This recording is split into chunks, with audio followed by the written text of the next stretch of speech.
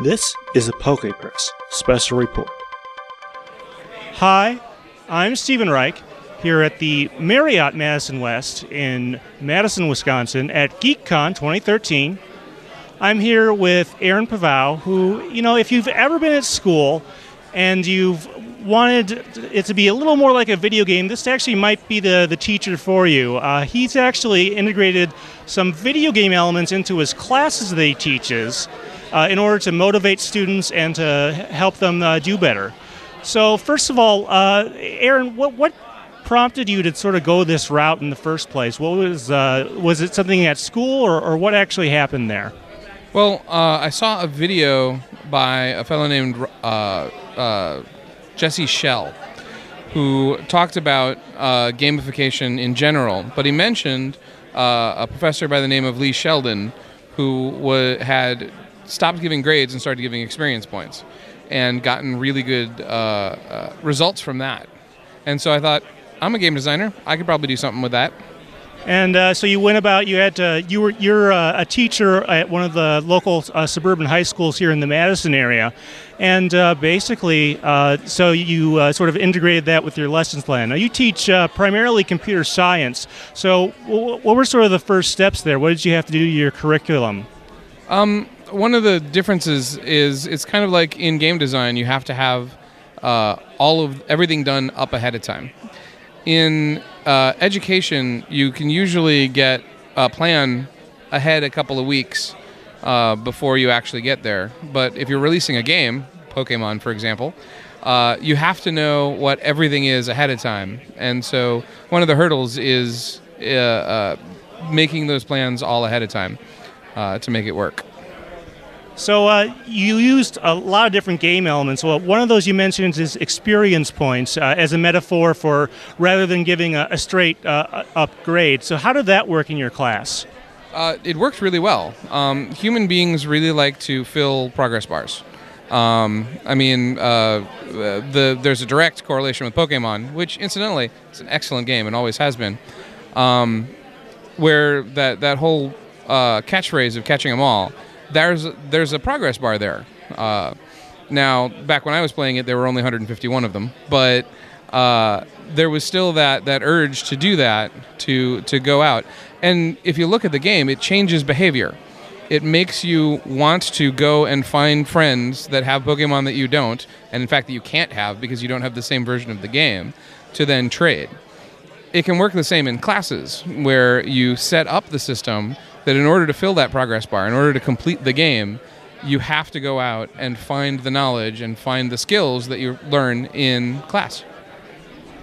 That's pretty cool. Can you give us a specific example, like for a particular type of project or something, how you implemented this in your computer science classes? Certainly. One of the main challenges in a classroom is differentiation between students that will complete the class, and then some that get bored because it's too easy for them. So one of the things that I did was I implemented side quests, where if you want to, and they're totally optional, you can then continue and go to explore each topic as we bring it up. And that gives you actually in-game benefits that help you do even better in the class and get further along. That's always one thing that's difficult. You have, students who learn at a different rate, and some can fall behind, or some can, run out of things to do, and that's definitely a side quest. It's certainly giving extra things for people who are maybe more advanced or catch on to things more quickly. What are some other examples? You use terms like, rather than I think test, you use the term like boss.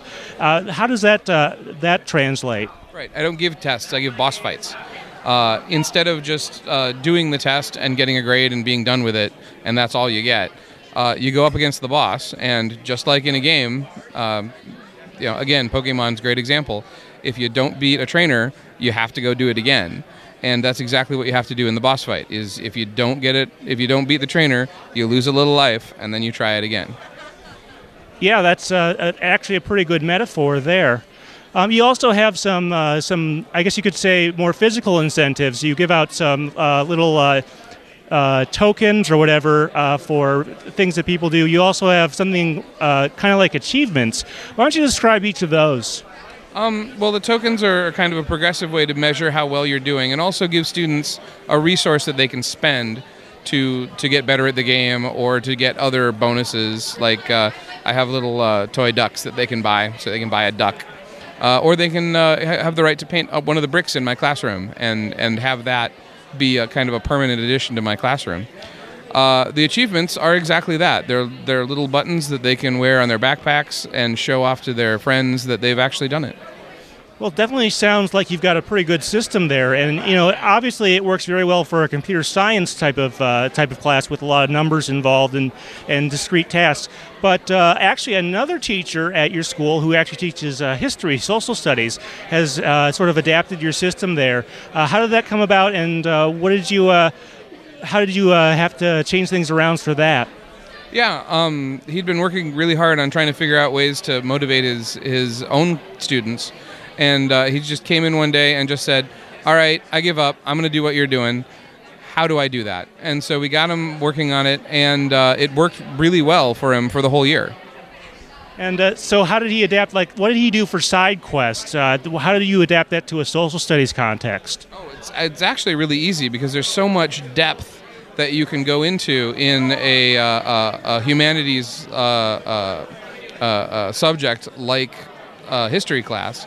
And so there's a lot of opportunities for side quests and other things that let students really get their hands into the curriculum and learn a whole lot.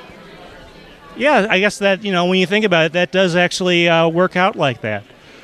All right, so, the whole point of this obviously was to increase student achievement and involvement and stuff like that. How has that, improved since you started this program a while ago? We've gotten a lot of really good results. Attendance goes up. The computer science program all by itself has expanded threefold, just because students are really motivated about the class and the curriculum. Grades have all gone up. Achievement has gone up, and the quality of work has all gone up.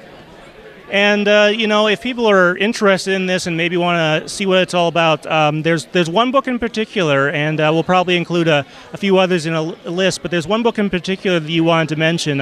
Who wrote that, and what's the title of the book? Yeah, that was Lee Sheldon, who I mentioned before, and he wrote a book called The Multiplayer Classroom, and that's available through a bunch of different places you get books. And there's also a group called Games Learning Society. It's at the University of Wisconsin Curriculum and Instruction in their education School of Education, and they've got a website that talks about exactly what I'm talking about. All right. Well, thank you very much, Aaron. This has been Stephen Reich from the Marriott Madison West at Geek.Kon 2013, talking to Aaron Pavao about his experiments, successful ones, I might add, that incorporating video game elements into the classroom environment. This has been a PokePress special report.